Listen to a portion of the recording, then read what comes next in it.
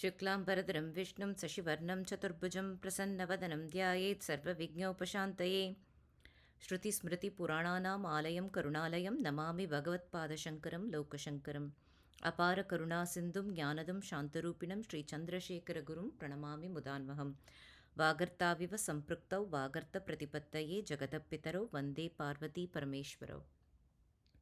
Hello everyone, let's review shloka number 6 in Soundarya Lahari. dhanuḥ pauṣpaṃ maurvī madhukaramayī pañcha viśikhāḥ vasantaḥ sāmantō malayamarudāyōdhanarathaḥ tathāpyēkaḥ sarvaṃ himagirisutē kāmapi kṛpām apāṅgāttē labdhvā jagadida-manaṅgō vijayatē. This is the 6th verse in Soundarya Lahari, and let's take a look at the meaning of the verse. Dhanuḥ means bow. Pauṣpaṃ means of flowers. So dhanuḥ pauṣpaṃ means a bow made of flowers. Maurvī means bowstring. Madhukaramayī, madhukara means bees. Mayī means consisting of. So the bowstring consists of a line of bees. Pañcha viśikhāḥ. Pañcha means 5. Viśikhāḥ means arrows. Vasantaḥ sāmantō. Vasantaḥ means the spring season. Sāmantō means minister. malayamarudāyōdhanarathaḥ. Malayamarudāyōdhanarathaḥ is the breeze from the Malaya mountain. The Malaya mountain is the southern part of the Western Ghats, somewhere near Kerala, and this particular area is supposed to be filled with sandalwood trees. So this particular breeze is both cool and fragrant. Ayodhana. Ayodhana means war or battle. Rathaḥ means chariot. So a bow made of flowers. The bowstring is a line of bees. 5 arrows. The minister is the spring season, and the war chariot is the Malaya mountain, the breeze from the Malaya mountain. Who has all of this? Anaṅgō. Anaṅga literally means formless. Anaṅga refers to Manmadha. So Manmadha has these tools and he seems to be going to a battle. It talks about a battle chariot. So he's going to a battle. You can see here, in order to go to a battle, you have to take all strong weapons, right? And all of Manmadha's weapons seem to be very weak. The bow is made of flowers. Flowers are so delicate. If you hold them strongly, they will just fall off. Even otherwise, they will wither and fall off. So it's not a strong bow. And then the string of the bow is made of bees. Have you ever seen bees stay in one place? So they won't even stay in one place. So then if you don't have a string, how will you use the bow? And then if you look at the arrows, he only has 5 arrows. So whatever battle he's going to, within 5 arrows, he has to win the battle. Otherwise, he doesn't have the 6th arrow to hit his target. Vasantaḥ is his minister. So you can think of as an ally. And spring comes and goes. It's not permanent. So you cannot rely on it. You can't bank on it. And if you see, the war chariot is the breeze from the Malaya mountain. And can anyone control wind? It will go in whatever direction it pleases. And if the chariot goes all over the place, how will you fight in the battle? So you can see all of the things that Manmadha is using are all very weak and not really fit for a battle. Okay, at least these tools are like that, but can Manmadha himself win everything? He is Anaṅgō. That means he has no form. He's only a spirit. He has no limbs. He doesn't have a hand. So if you don't have a hand, how will you hold the bow and actually hit the target, right? So he also does not have a formidable form to intimidate his opponents and win the battle. So the tools are weak. Manmadha also does not have the ability to independently win. Tathapi, even though, or even so yet. Ekaḥ. Ekaḥ means individual, and here it references Manmadha. Sarvaṃ means everything or everyone. Jagadidam. Jagat means the world or universe. Idam means this. Vijayatē. Vijayatē means wins over or is victorious. So even though Manmadha's tools are weak and he himself does not have a formidable form, he wins over everyone in this universe. How is that possible? Himagirisutē. Himagiri means the Himalayas mountain. Sute means daughter, and it's addressing her. Himagirisutē, hey, daughter of the Himalaya mountains. So that is Parvati. Kāmapi. Kāmapi means whatever. That means to a little extent. And in this context, it means mere. Apāṅgāttē. Apāṅga means the sideways glance. Te means your. Kṛpām. Kṛpām means compassion. Labdhvā means having obtained.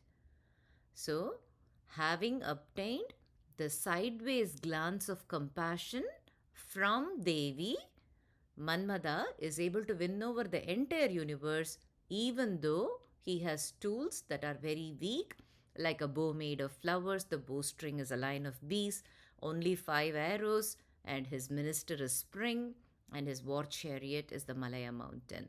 So, this verse talks about the greatness of Devi's compassionate sideways glance. So, whoever has the grace of Devi, there is nothing that is impossible for them, and they will always be victorious. So, that's what this verse is trying to say. So, Kama or Manmadha represents desires. So, you can all relate to it. In the battle against our desires, we always fall short. Controlling our desires is a very challenging task, and eliminating those desires is almost impossible for all of us. So, why is Devi so compassionate to Manmadha? Why is she bestowing her grace on him? So, if you see, Manmadha represents the desires, and desire is the driving force of this universe. That ultimate reality, which is limitless, out of its own will, chose to manifest into all the forms that we see in this universe. And so that choosing to manifest is the will. We call it ichcha. And that will is nothing but a desire. But because it is ultimate reality, it's not limited. What it wants to do, it will definitely happen. Therefore, we call it the will or intent. And ichcha is also a form of desire. But it is unlimited. And if you see all the manifested forms, that manifested forms for all of us, our desires drive our actions, right? What we like and what we don't like dictate what we will do and what we will not do. And that in turn drives more actions, and that's how this entire universe is functioning. So, the desires are the driving force, and those desires help Devi maintain the illusion as reality, right? So, therefore, Manmadha is doing Devi's work, and that's why Devi is compassionate towards him, because it helps with the creation and sustenance of this universe. So, is the intent of this verse to tell us that desire is powerful and cannot be won over? There is a reference to himagirisutē. If you look at it, himagirisutē, we said, is Parvati. So, we all know that Manmadha tried to make Shiva fall in love with Parvati, and Shiva burnt him.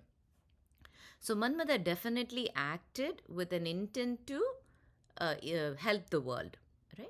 But even though he acted for Loka Kalyanam, he acted with pride in his abilities. So, he thought, I am Manmadha, I am the god of love, I can make anyone fall in love. And Shiva, by burning Manmadha's form, he destroyed that pride. And Devi restored him without a form, right? And so that shows that Manmadha's pride was destroyed, and he let go of the ego.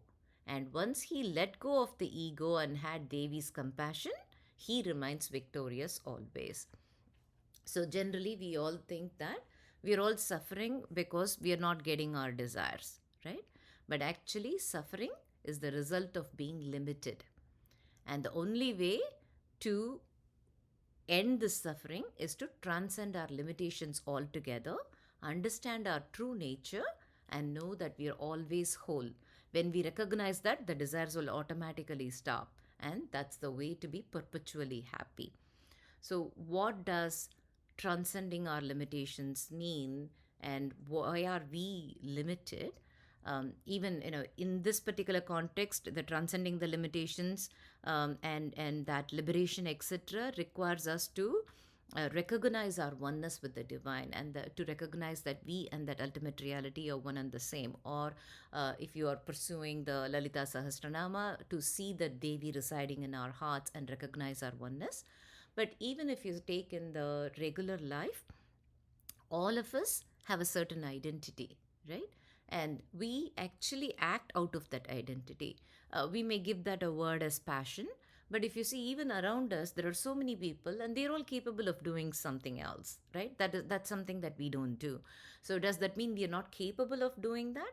Sometimes we do not even try that, and sometimes we assume that we won't be able to do that. So those are all the things that are indicative of being limited. So we give ourselves an identity, we put ourselves in a certain role, we see ourselves in a certain way, and that defines what we can do and what we cannot do. So transcending the ego means stepping out of that role and to recognize that we can be much broader and better than what we are today. So that's what the limited means here. So in order to transcend our limitations, the first thing we have to do is transcend that ego, that identity we have given ourselves, right? To transcend that identity or ego, we have to be aware of the subtle ways in which ego operates. Only then you can gradually soften its hold. So there is a subtle awareness that is very important, and that's what the dhanuḥ pauṣpaṃ means. Many times we have seen Kama holds a sugarcane bow. So if you see, even sugarcane has sweet, right? If you bite into the sugarcane, you can immediately taste the sweet. Whereas if you see, even flowers have honey. We say that there is an essence of the flowers, and that's what the bees are coming for, right? But the essence, that sweetness in the flower is subtle. And you have to have the inclination of a bee in order to go get that subtle awareness. So this talks about the dhanuḥ pauṣpaṃ, shows us that what we need to do is something subtle, and we need to first have the willingness to go after it. And then you can see here, the bowstring is a line of bees. The bees are always flying around, but here it is portraying a picture of those bees coming together and forming a line. So that means controlling all our distractions, or somehow ignoring all our distractions and setting an intent and focus and being focused on that goal. And you can see pañcha viśikhāḥ, the 5 arrows. The 5 arrows represents the 5 senses. And if you see, arrows always have to be targeted at something, right? They have to aim on that target. And like that, all of us directing our senses towards that divine or towards our goal, so that we can move in that path. Vasanta is the spring season, and spring is always synonymous with growth and development and gradual unfolding. So in the autumn, everything was shed, and then in the winter, things were dormant, and then things spring. So it shows that gradual unfolding and growth, and that means walking in the spiritual path and growing in the spiritual path. And malayamarudāyōdhanarathaḥ. So if you look at the breeze or the wind goes everywhere, right? There is no particular area that it will limit itself to. So that represents the non-attachment. So if we continue with that, with the non-attachment, then with Devi's grace, we can get to the anaṅgō. Anaṅgō means formless. That means moving beyond this ego's need to define itself, to cling to a particular role. So if we do that kind of sadhana, then we will be able to transmute our desires into vehicles for spiritual growth and enlightenment, and embrace the path toward liberation and the unity of divine. So that's what this particular verse is trying to convey to us. Of course, listening to all of this, controlling desires, liberation, doesn't even sound practical, and it seems unattainable. And even if we begin this path with faith, what is the guarantee that we can control our mind and really reach such goals? and all we would have done is not enjoy our material life, and the spiritual success seems like a hard path, so what's the use? So if you're thinking like that, um, in Bhagavad Gita, Arjuna also had the same doubt, and he asked Krishna about this. And Krishna, in response to him, said that anyone who's on a spiritual path will never be overcome by evil. Even if they are unsuccessful in attaining the goal of liberation in this current birth, in the next birth, they will always be born into pious and prosperous families, and they will be able to continue from wherever they left off in previous life. So being on the spiritual path is never wasted. And of course, for us, as we are going about our everyday life, even if we don't set the goal of liberation for ourselves, just being able to loosen the grip of ego is actually very good on a day-to-day basis. When we do not operate from a place of pride and ego, our lives will always be happier. And as we walk in the bhakti path, if we decide to control our senses, control our impulses, and be a little bit more compassionate, kind, not be judgmental, say kind words, etc., then that also adds to the everyday happiness. Yatra Yogeshwara Krishno, Yatra Partho Dhanurdharaha, Tatra Shrir Vijayo Bhutir Dhruva Nitir Matir Mama. So wherever there is the sincere devotee who makes an effort and there is the grace of God, victory will always be on their side. Let's look at a story related to this verse. So once Saint Tyagaraja, one of the trinities of music, was doing puja. Just he was about to finish the puja, a sadhu came to his house. And Saint Tyagaraja asked that sadhu to have lunch with him. The sadhu agreed, and he said that, he hasn't taken bath yet, so he was going to leave the belongings in Tyagaraja's house and go take bath and come back and have lunch. So the sadhu went to take bath, and time was passing and he had not yet come back. Tyagaraja was waiting. After a while, it didn't look like the sadhu was coming. So Tyagaraja went and searched where he went to take bath. He searched all the streets. There was no sign of the sadhu anywhere. He searched and searched for a long time, and then after a while he gave up and he came back home. That night when he was sleeping, in his dream, sage Narada appeared. And sage Narada told Tyagaraja that I was the one who came to your house today, and I have left something that will be very useful for you and something that you will really like in my belongings. So you open that and look at it. So next morning, Saint Tyagaraja opened that belongings of the sadhu, and there he found a book called Swararnava. Arnavam means ocean. And so it was an ocean of all the swaras, and that's what Tyagaraja found. And Tyagaraja went through that book, and out of that, he actually gave us about 80 ragas, which he called as Vinta ragas. The Vinta means wonder. So these are wonderful ragas. And what Tyagaraja says is these Vinta ragas are supposed to be so effective, and they inspire so much bhakti and devotion in a person. And even if we do not sing songs in them, even if we just do alapana, we will get the same effect. And one such Vintaraga is called as malayamarudāyōdhanarathaḥ. And this malayamarudāyōdhanarathaḥ is supposed to be calming the mind and inspire devotion in an individual, inspire bhakti. So malayamarudāyōdhanarathaḥ, there is a very popular composition of Tyagaraja. It is called as Manasa Etulorne. So Tyagaraja gives us a indication for why this raga is supposed to be used. Actually, that particular song says that, how can I put up with your mind? You constantly seem to be distracted. You're not listening to my advice, and you should be spending time chanting Rama's name and thinking about him, and that's the way to be. And you should not be associating with people who are lethargic and who are in the material day-to-day activities. So that's what the malayamarudāyōdhanarathaḥ is supposed to be, a very refreshing raga, and it's also used in many cine music as well. So Tyagaraja considers Narada as his guru, and he's also composed a lot of kirtanas on Narada, and they're called as Narada Pancharatnam. So, sage Narada is the guru of Tyagaraja.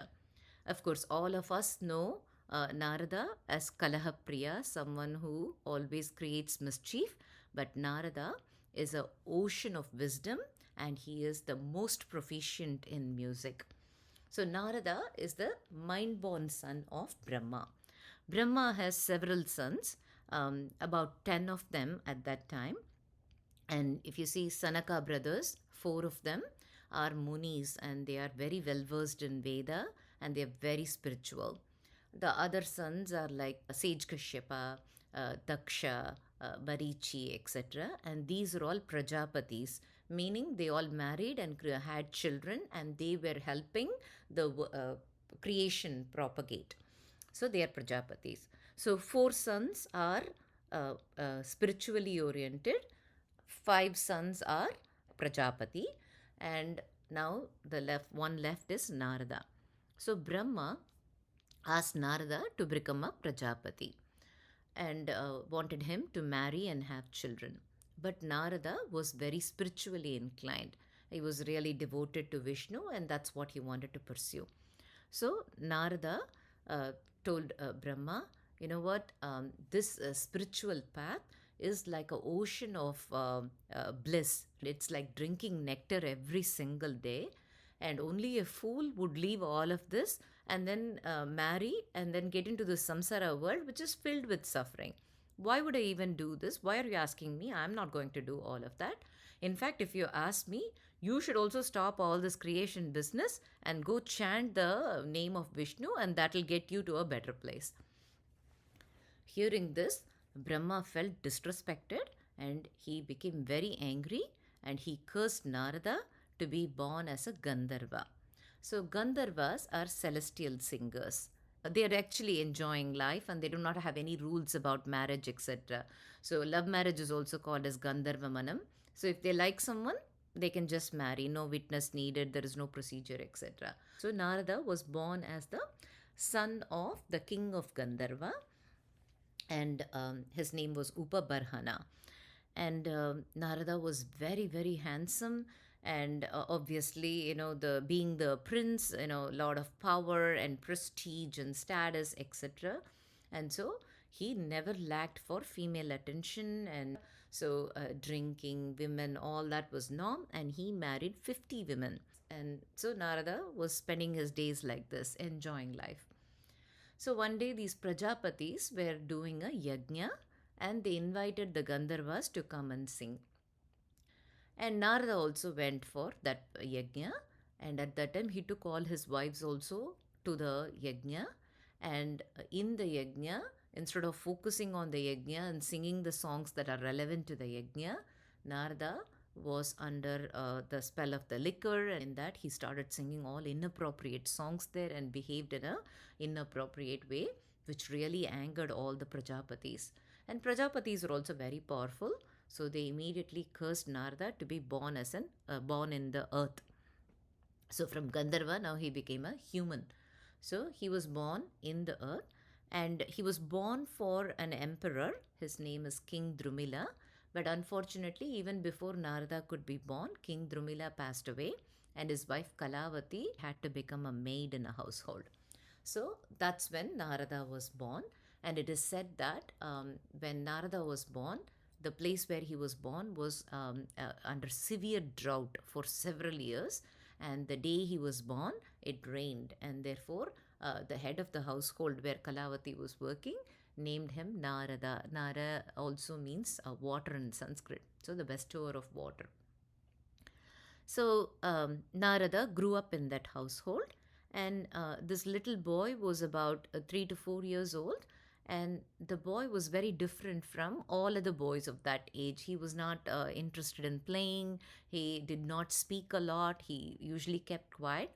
Only thing that interested this boy was to go attend the puja in that household. So Kalavati was working in a Brahmin household. So that person always did puja. Every day he used to pray, and Narada would go sit there. And then one time It was Chaturmasya, which is the 4 months of winter when usually nobody goes anywhere. At that time, they actually had Harikatha in that household, and more people came and joined. And every day there was this celebration of Vishnu that was happening, and Narada used to go sit there and listen to all of that. And everybody was so moved. This 4-year, 5-year-old boy, so devoted, so pious. So as soon as they give the Naivedyam, the offering for Vishnu, then they would give that to Narada. And eating that prasadam actually erased all the sins from his past life. And now Narada became even more intent in all of that. So the Chaturmasyam was done and everybody left. And one day, Kalavati, Narada's mother, went to milk the cow. And at that time, she was bit by a snake and she passed away, unfortunately. So when the mother passed away, the attachment that Narada had with that household also went away. And so Narada started to walk and go away from that place. And he kept walking through the streets, walking through several cities, walking through pastures, walking through dense woods, going up the mountain, coming down. He kept walking and walking and walking. And at a certain point, he became so exhausted that he could not even take one more step further. At that point, there was a stream and he drank some water from there, and then he went and sat down under a tree. And all he could think of was the Narayana, Narayana, Narayana. That's what he was saying. And at that time, he had the vision of Vishnu. And this vision of Vishnu was overwhelming. Narada was overjoyed, and every pore of his being was resonating with that vision, and he was like melting. And suddenly, that vision went away. And then he's trying again and again to do the mantra and see whether he can get the vision again, but he's not able to get that. At that time, he hears a voice from Vishnu, and Vishnu says, Narada, I gave you this vision to encourage you in this spiritual path, but for this birth, this is all you will get. And once you complete this birth, you will come back to Brahmaloka. So, Narada completes that birth and then returns back to Brahmaloka as the son of Brahma. And at that time, Vishnu, in recognition of all his bhakti, gives him the ability to travel anywhere. So Narada is one who can go in any world. And if you see, Narada is very, very prevalent in all our Puranas, whether, it's helping Prahlada or, getting Valmiki to write Ramayana. Everywhere Narada has a role, and he is a very popular figure in many of our Puranas. And he has the ability, he's a cosmic messenger, if you will. He can go anywhere. He continued to remain Vishnu's bhakta and always was chanting Vishnu's name, singing songs about Vishnu, etc. So one day after he got all this ability to travel, he went to a new world, and there he saw all these people who looked so beautiful, and just looking at them was filling him with joy, and they seemed so delicate, so graceful. Everything about them was great, but there was one thing about each one of them. Every single one had some deformity. They didn't have a hand, they didn't have a leg, or they had some extra growth, they had a hunchback. Something was not all right. And Narada felt sorry to see such beautiful people having this deformity. So he approached them and asked, who are you all? Why are you having these deformities? Everything about you looks great. What happened? And then those people told Narada, we are the ragas, and there is a person called Narada who does not think about which raga should be sung at what time of the day. And he is a great devotee of Vishnu, and anytime he feels like, he just starts singing and he pulls the notes left and right, and he doesn't stick to the raga, and therefore we all have become deformed like that. Listening to this, Narada was shocked as well as very embarrassed. He did not realize that his singing was causing this to the ragas. And therefore, he immediately ran to Saraswati and he said, Amma, you have to do something, and you have to make me the most proficient in music. You have to teach me everything there is to know about music so that I can be unrivaled and I can sing these songs properly. So, Saraswati also very compassionately told Narada about what is a shruti, what is a swaram, what is a thalam, what is a ragam, what is a janakaragam, what's a janyaragam, what is arohanam, what's avarohanam, what is gamakam, what's a octave. She said all that. She taught all of that. And then she also told him about when to sing which raga, what purpose you have to use that raga for, what are all the musical instruments that are there, and how to play each one of them. And with direct instruction from Saraswati, Narada became the most proficient in music. And that is the thing that he passed on to Tyagaraja through the Swararnava. And Tyagaraja, as all of us know, we consider Tyagaraja as one of the greatest musicians. And definitely, Tyagaraja is a great musician. But if you look at all of his compositions, there is something that will stand out. One, the language is always very simple that anybody can understand. And the second thing, if you see, is they always emphasize bhakti. And the Tyagaraja himself is in the Bhakti Marga, and his chosen form of worship is through music, right? But if you see, every single composition of Tyagaraja will emphasize bhakti. Even he has a song that says, Sangeeta Jnanamu Bhakti Vina Sanmargamu Galade. So without bhakti, even the musical knowledge will not get you to the right path, and any capability for that matter.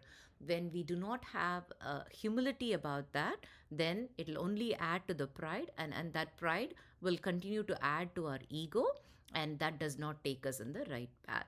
So the essence of Tyagaraja is bhakti. So when we are in the bhakti path, then we are able to, at the minimum, keep our ego in check and show up in this world as kind people, a better version of ourselves. That's all for today. Thank you.